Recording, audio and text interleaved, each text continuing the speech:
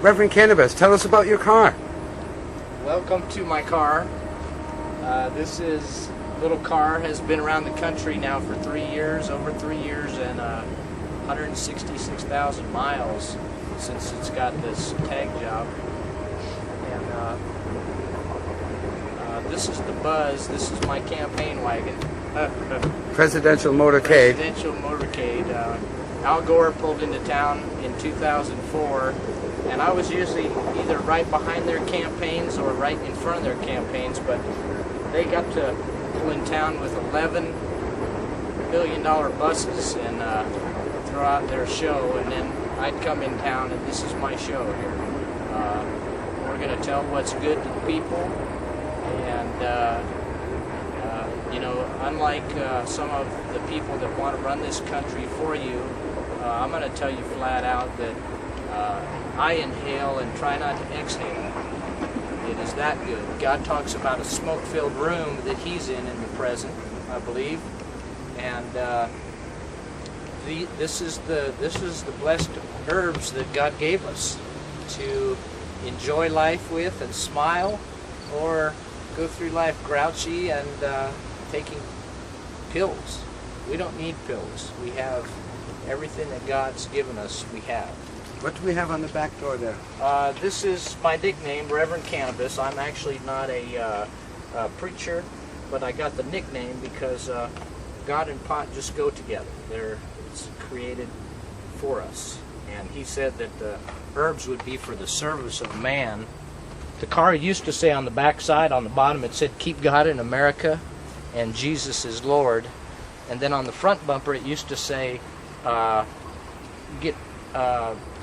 "Repent and get baptized ASAP." But that has worn off over the years. It was all just done in marker to start with. And this is the design of a brother that in California did a beautiful job on the car.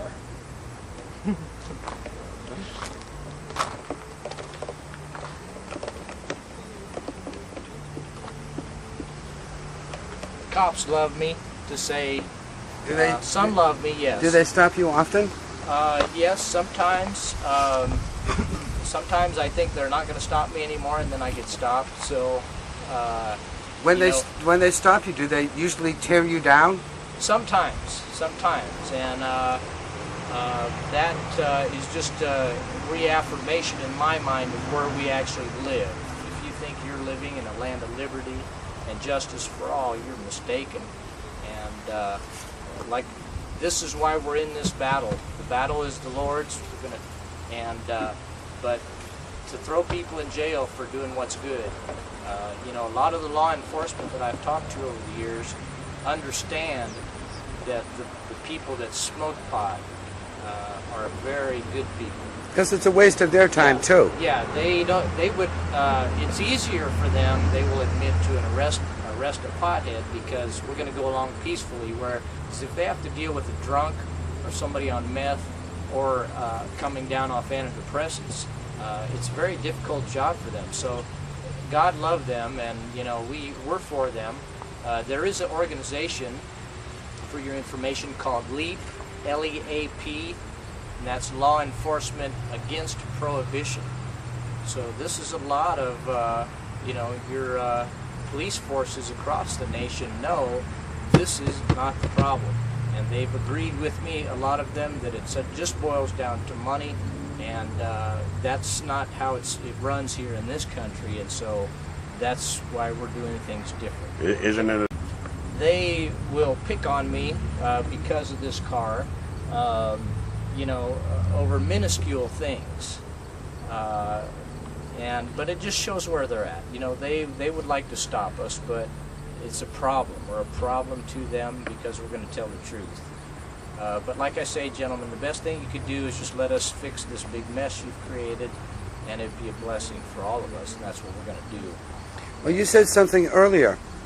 You said, well, for instance, when somebody does something wrong and they find out that they smoke herb, they say that it's the herb that made them do it. Well, when somebody does something good, and they smoke herb, they don't say that it's the herb that made them do something good. Like to forgive a brother of a wrong. Right. Yeah. We got to be careful in that judgment area. You know, it's real easy to pop a judgment off. But Well, the guy got into a train crash, and he smoked herb, and they said that the herb made him get into a train crash. Yeah, yeah. There will be all kinds of. And every time the only time you hear about it is when something bad happens to somebody. They say that it's the herb that made them do something bad. You know. Right, right. There is going to be opposition of big proportions, of people that will tell you all kinds of manner of stuff. The thing that's very encouraging to me is that everything that does go on in this life, good, bad, or ugly, is recorded. Not just like a little recording like we're doing, but God, the Almighty, knows and sees everything. And so, I think the man that designed the train. Let us all take that to thought and meditate on that, because, what I'm saying is, wake up and be careful what you're doing here. These are our children, our brothers, those that have fought for freedom in this country, and we're throwing them in jail for pot. The drugs of man, I can't, it's because it's such an everyday thing. The drugs of man are not to be trusted. We need to trust in God. Something of a spiritual virtue. They don't say that ganja made you do that. You never seen that in the headlines. Man forgives neighbor. Man smokes ganja and forgives neighbor. Man smokes ganja and turns from violence.